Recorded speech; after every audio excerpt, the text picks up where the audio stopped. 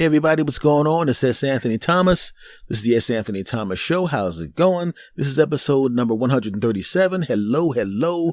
Thank you for coming back, my friends. Thank you for bringing your buttocks back to the show. Folks, listen. I had a conversation with somebody, and I had to school them on what was going down, because they were saying to me, I try to make the same things at home when I cook that the restaurant makes, and it just tastes better at the restaurant. They must really be highly skilled and quadruple skilled and double skilled and incredible skilled, right? And in some cases, that's true. In some cases, it's true. But in a lot of cases, it is just not. It's psychological, or so I thought. I remember going to a hot dog cart, and this guy was, every time I saw him, he was talking, "Hello, it's Anthony. Have another hot dog, my friend. My hot dogs are the best hot dogs in whatever city that was at the time. They're the best. No one can beat my hot dogs. They're the greatest hot dogs of all time. The greatest incredible quadruple and incredible hot dogs. The greatest incredible. Right? And I bought into the hype, and I liked the guy, pleasant personality, and I liked to support small businesses, and he had been there for a long period of time. He had pleasant conversations, and I always would buy something from him, right? And I buy the hot dog, say, "Hey, this is a great hot dog. Fantastic. It's the greatest, incredible hot dog." Yeah. And I'm thinking, man, that guy must be doing something special. He must have some special ingredients, some quadruple ingredients and incredible ingredients that make his hot dog better than the greatest hot dogs, incredible and greatest. And then one day, I'm in the supermarket at a time when I'm normally not in the supermarket. Yeah.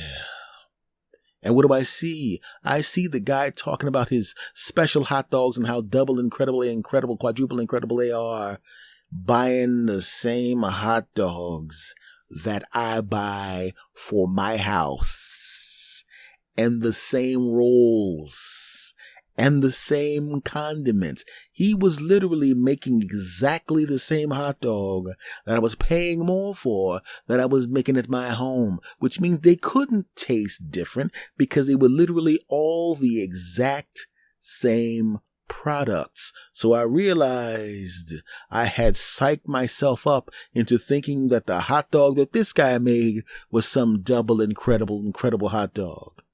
I didn't even want any hot dogs, and I didn't let that punk see me. So I went and bought some of the same stuff for my house, right? And I went home. Then I went out and I bought a hot dog and I brought it back. And I set it on the counter and I put it in, wrapped it up. And then I made a hot dog, right?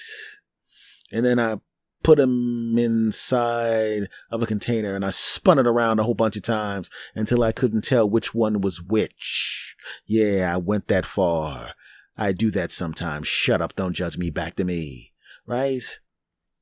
I open up the Lazy Susan. I don't know which hot dog is which because they were wrapped up exactly the same. And I situated the hot dog that I made exactly the same. I bit hot dog number one, ate it. It was a good hot dog. And I bit the hot dog number two. And guess what? They tasted exactly the same. It was psychological. He was so emphatic about how great his food was that he actually tricked me into thinking that crap tastes better. How dare you, you hot dog cart.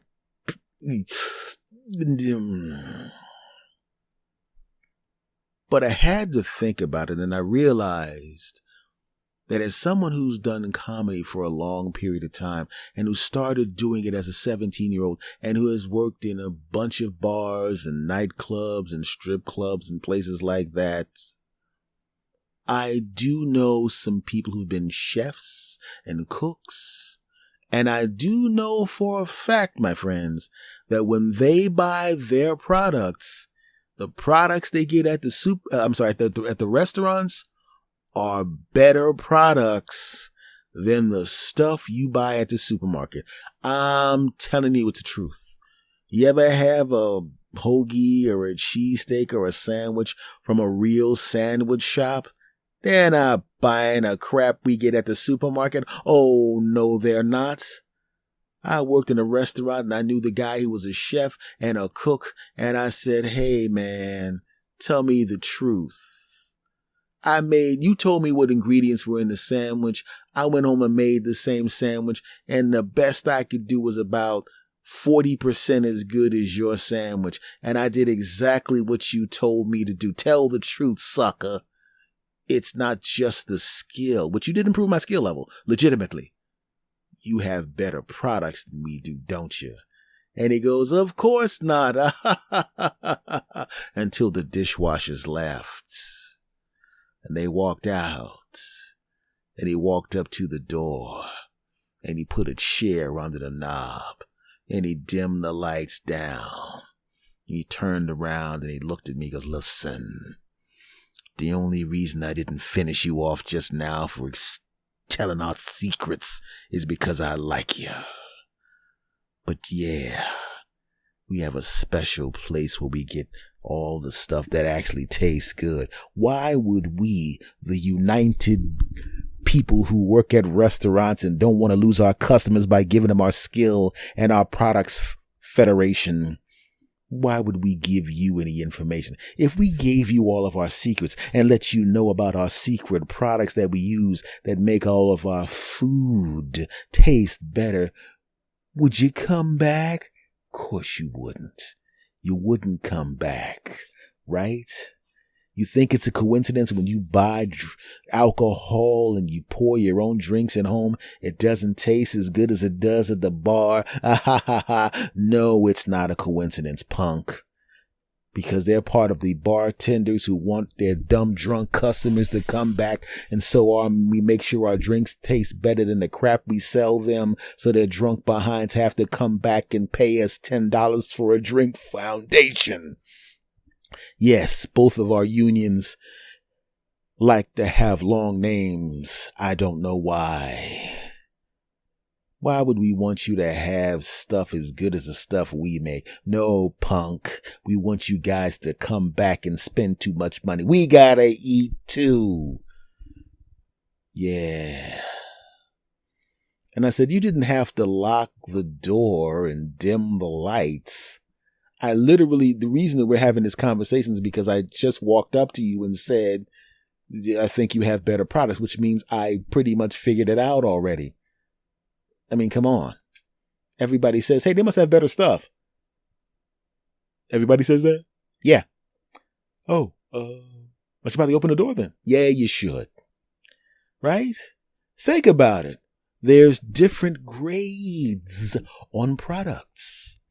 You've heard of consumer grade and professional grade. When you go to Lowe's or Home Depot and you buy the blower, does that blower look like the one that the professional is using? No, it does not, because his is better than yours. Does the hedge clipper look like the one that the professionals use? Nope. Why? Theirs is professional grade and yours is consumer grade. You ever seen a police car that's the same make and model of the car you're driving? Think you could outrun that car? No, you couldn't. Why? Because their car has a better engine and probably a bigger gas tank and more horsepower than your car, because your car is just to drive you to work and to pick up the kids and to go to school and all of that crap, and their car is to pick up and run down criminals. You don't need that kind of horsepower that the cops need. You chasing down any drug dealers? You're chasing down any people who rob banks? Of course not, punk. You're just driving around like your regular self. You don't need that crap. Professional grade, consumer grade. So we now know that the professionals have better stuff than we do. It's just a fact. Think about it. You've probably all played some version of the major sports in your country, right? Overseas, the people that are listening to me, you've played football, what we call soccer here in the States. But are you as good as the people in the World Cup? No. You're kind of playing the same game. You're kicking a similar ball. You're running around, right? But guess what? They've got professional grade trainers, and you got some guy that played 3 more games than you do who got picked as the coach because he won heads or tails. And also, they're just better athletes than you because they're not going to waste their time training you. You ain't going anywhere. Professional grade, consumer grade. Sorry. So we have to realize that there are levels to this. It's like there are levels to everything in life. Like your voice. Your voice is effective, right? You can speak to other people and they understand what you're saying. No one is, for the most part, talking about how bad your voice is. Well, some of you, but not everybody, right? But let's be honest. Is your voice as smooth and silky as mine? Of course it isn't. Professional grade, a consumer grade. Are you as devastatingly ingenious and handsome and hilarious as I am? Ha ha! Nobody is. See, that is professional grade delusion. But there are levels to this, man. There are levels to this. So what I'm saying to my friend is, of course, the food tastes better in the restaurant because they got better stuff. And all the person does is cook all day. Anything you do all day, every day, with the pressure of doing it at a high level because you got to pay your bills by doing it, you're going to normally just be better than the average person. You just are.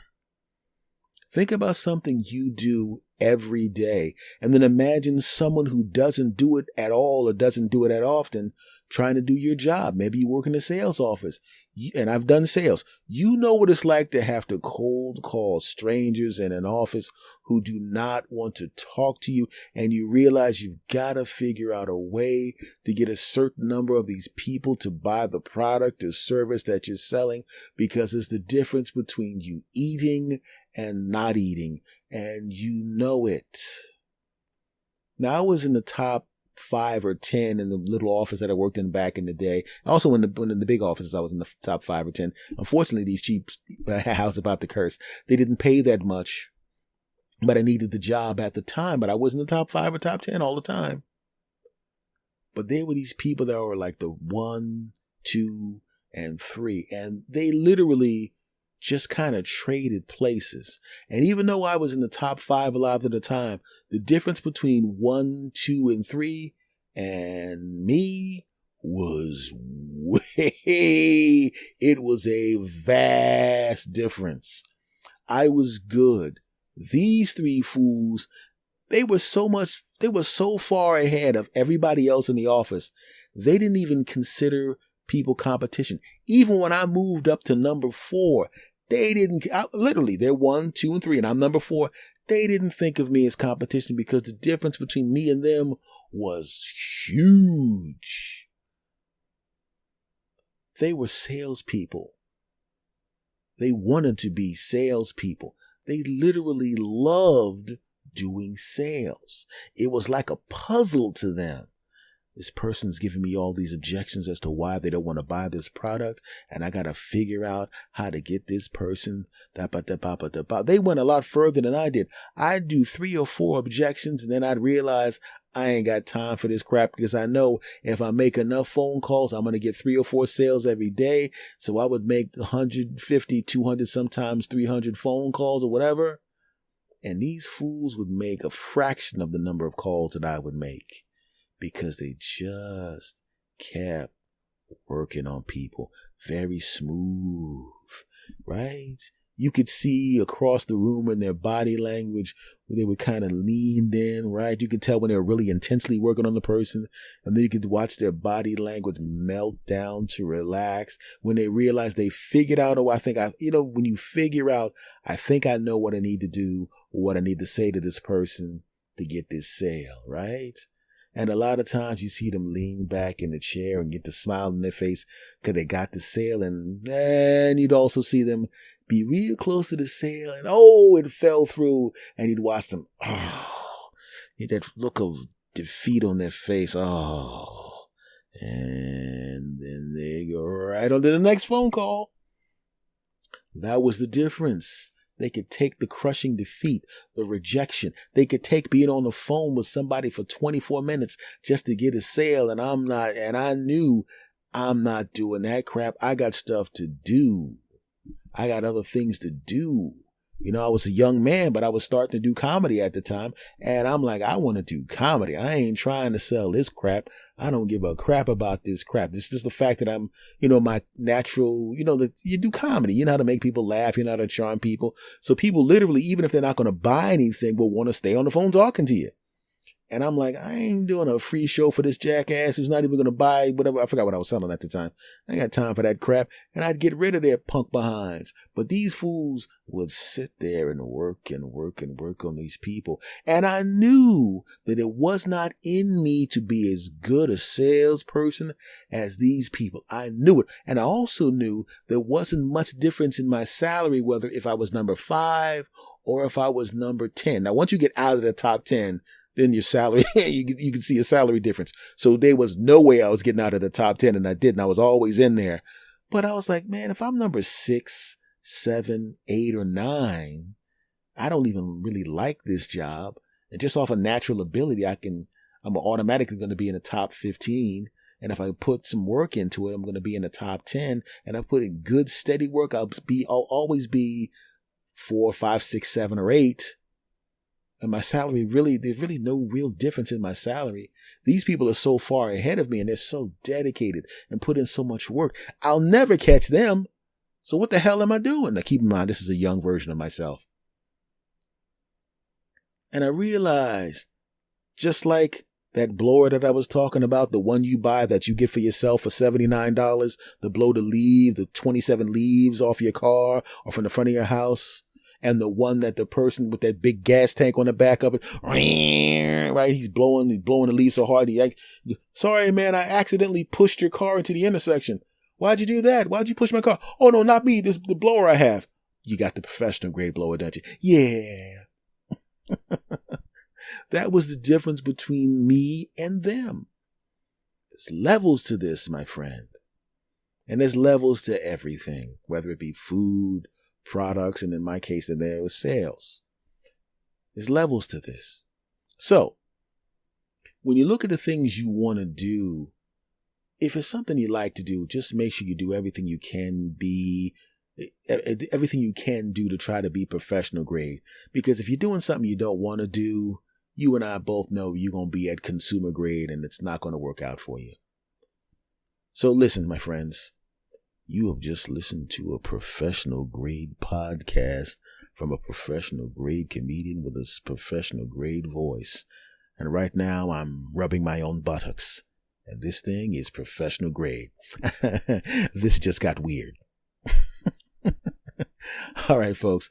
This is episode number 137. Thank you for coming back. Much love to everybody. If you're still listening to this podcast, and you are, it means you like this podcast. No, you don't. You love it. So do me a favor, my friends. Recommend this podcast to everybody you know. Recommend it to your friends and family. Please rate and review this podcast. 5 stars would be fantastic. Spread the word. Retweet. Reblog. Refacebook.